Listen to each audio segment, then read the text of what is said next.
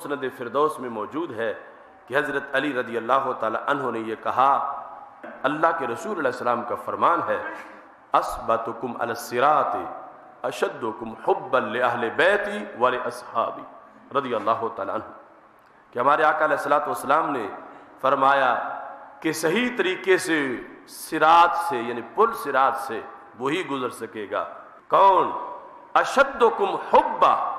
لأہل بیتی ولاصحابی رضی اللہ تعالی عنہ، جو شدید قسم کا محب ہو، شدید قسم کا محب کس کا؟ فرما میری آل کا بھی میرے اصحاب کا بھی۔ اشدکم حبا لأہل بیتی والاصحابی رضی اللہ تعالی عنہم، فرمایا جو شدید پیار کرنے والا ہے۔ تو یہاں بھی ہمارے نبی علیہ السلام نے ان محبتوں کو باہم